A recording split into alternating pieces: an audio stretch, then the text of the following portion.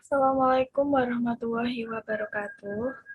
Kami dari kelompok 1 dengan anggota 4 orang yang terdiri dari yang pertama ada saya, Priska Agustia Faridatul Istiqomah dengan NIM 263. Yang kedua ada Dela Amelia Febrianti dengan NIM 305. Yang ketiga ada Herdian Intan Saputri dengan NIM 320. Dan yang terakhir ada Moh Lutfil Hakim dengan NIM 374. Di sini kami akan mempresentasikan materi yaitu CEO atau Search Engine Optimization.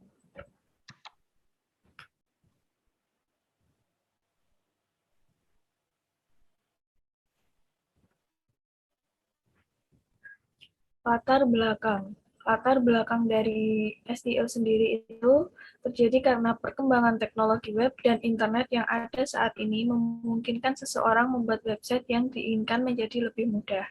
Meskipun orang tersebut memiliki pengetahuan tentang pemrograman berbasis web ataupun tidak. Cukup banyak website terbentuk tiap tahunnya atau Netcraft Web Survey.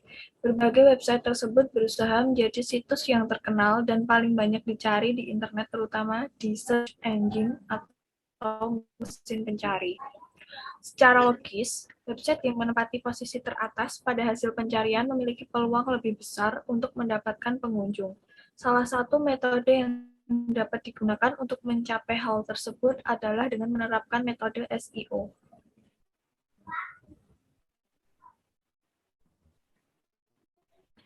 Untuk pengertiannya sendiri dari SEO, itu adalah SEO atau kepanjangan dari Search Engine Optimization, yaitu suatu cara atau teknik untuk membuat situs atau blog yang dibuat berada pada halaman atau posisi satu di mesin pencarian atau search engine, seperti Google, Bing, dan Yahoo. Pengertian dari SEO juga sangat luas, tetapi semuanya mencakup hal yang sama, yaitu mengoptimisasi suatu halaman website atau blog agar berada pada halaman atau posisi satu di search engine dengan kata kunci yang ditargetkan. Sifat dari SEO adalah alami atau organik.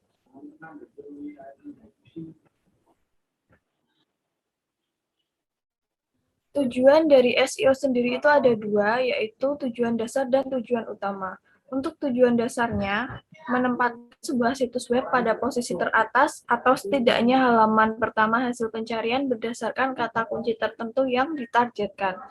Untuk tujuan utamanya itu ada tiga. Yang pertama ada meningkatkan volume trafik kunjungan pengguna internet.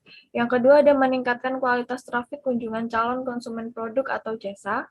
Dan yang ketiga ada mempertahankan kedua jenis trafik di atas secara berkesinambungan.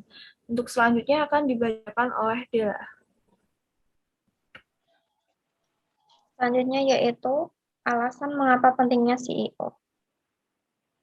Untuk menempatkan produk layanan atau merek mereka di depan pasar, calon pelanggan yang luas dan terus berkembang pada waktu yang tepat, para pelanggan mencari mereka.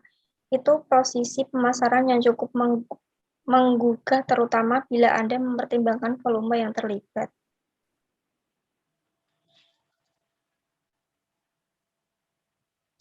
Pemasar pencarian berbayar. Pemasar pencarian berbayar mengacu pada iklan berbayar yang biasanya muncul di samping, di atas, dan kadang-kadang di bawah daftar organik di SERP. Ini biasanya diberi label dengan sesuatu seperti tautan sponsor atau hasil bersponsor untuk memperjelas kepada pengguna bahwa mereka sebenarnya adalah iklan berbayar dan bukan bagian dari daftar organik mesin telusur. Contoh dari mesin pencari teratas yaitu Google AdWords, Yahoo, dan Microsoft Advertising. Selanjutnya yaitu proses kerja CEO atau Search Engine Optimization. Ada banyak cara yang dipakai para CEO dalam melakukan aktivitas CEO. Misalnya ada yang melakukan analisa dan riset kata kunci, melakukan optimisasi domain, melakukan optimisasi kata kunci, optimisasi halaman, dan optimisasi luar situs. Banyak para CEO yang sukses dengan cara standar ini jika dilakukan dengan teliti. Fase-fase dalam manajemen proyek. Yang pertama, inisiasi. Yang kedua, perencanaan. Yang ketiga, pengerjaan. Yang selanjutnya, pemantauan dan pengendalian dan penutup. Selanjutnya akan dilanjutkan oleh Herdian Intan.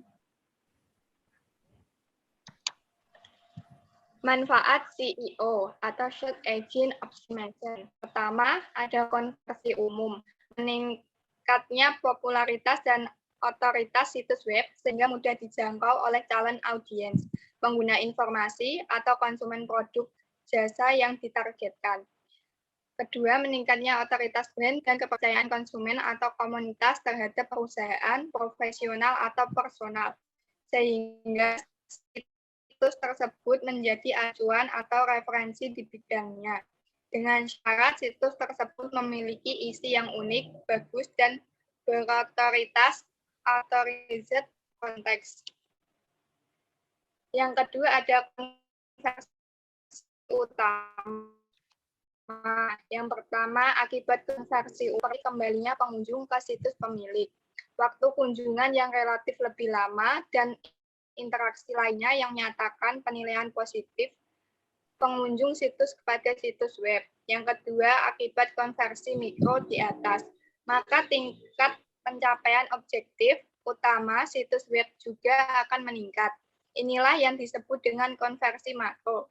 Misalnya, meningkatnya transaksi penjualan jika situs berkategori situs komersial, misalnya toko online atau agen perjalanan wisata.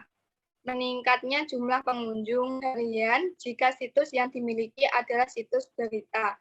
Meningkatnya jumlah pelanggan artikel terbaru jika situs yang dimiliki adalah situs produk, informasi terkait industri atau bidang tertentu, dan seterusnya. Selanjutnya, kelebihan penggunaan SEO, Search Engine Optimization. Pertama, mendatangkan trafik yang banyak.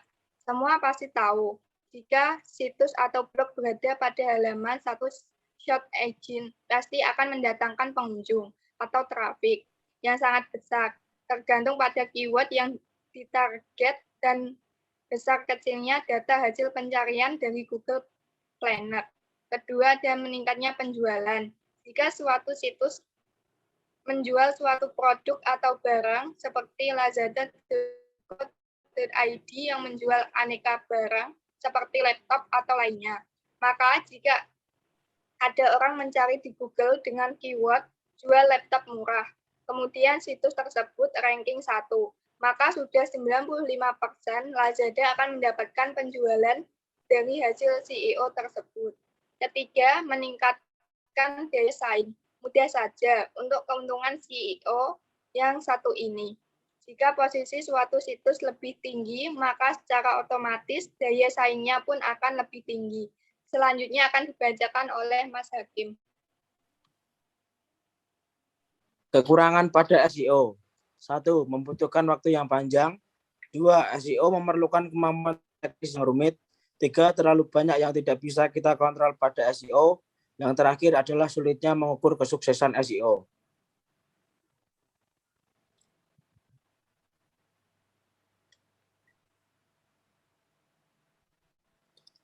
Kelebihan dan kekurangan situs web atau halaman web non-SEO versus SEO. Kelebihan, situs halaman optimasi non-SEO. 1.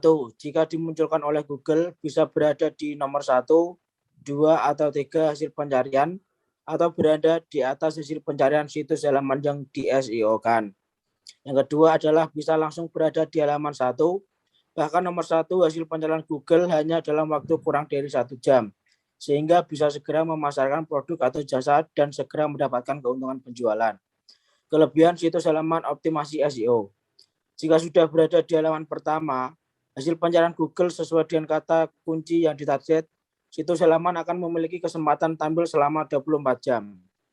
Seminggu 24/7 secara terus-menerus sampai ada situs atau halaman lain yang lebih optimasi SEO-nya daripada situs halaman tersebut. Akibatnya situs halaman tersebut mendapat klik atau trafik terus-menerus dari pengunjung internet. Tidak perlu membayar kepada Google sepeser pun untuk bisa ditampilkan di halaman pertama. Hasil pencarian Google selama 24 jam per minggu secara terus-menerus itu. Promosi yang tidak tidur untuk meningkatkan ROI Anda. Lebih fleksibel menentukan judul dan deskripsi situs halaman. Membangun otoritas dan brand perusahaan, profesional atau personal secara online dengan lebih baik. Kekurangan situs halaman optimasi non-SEO. 1. Hasil penyiaran situs atau halaman ini disebut juga iklan. Iklan berbayar, iklan PPC, iklan CPC, atau hasil pencarian non-organik yang bukan merupakan penghuni tetap hasil pencarian Google. Untuk dapat berada di halaman 1 hasil pencarian Google, dibutuhkan biaya iklan dan optimasi beberapa hal terkait relevansi iklan, pengalaman pengguna, dan tingkat klik iklan. Jika anggaran iklan habis, maka iklan situs halaman akan berhenti tayang dari halaman pertama hasil pencarian Google saat itu juga. Jadi kemunculan situs atau halaman di halaman pertama hasil pencarian Google hanya bersifat sementara sesuai ketersediaan budget atau anggaran kampanye iklan, tidak permanen seperti SEO. Kekurangan situs halaman optimasi SEO. 1. Tidak bisa hanya dalam waktu kurang dari 1 jam untuk dapat muncul di halaman pertama Google. Bisa butuh waktu harian, mingguan, atau bulanan tergantung dari beberapa faktor. 2. Dibutuhkan biaya waktu dan usaha saat melakukan SEO. Walaupun nanti hasil yang didapat bisa lebih permanen dibandingkan situs halaman non-SEO. Yang terakhir, karena hasil yang lebih permanen dibandingkan situs halaman non-SEO, adanya peluang yang baik untuk membangun otoritas dan brand. Maka persaingan situs halaman untuk masuk di halaman pertama hasil pencarian Google akan lebih tinggi dibandingkan non-SEO.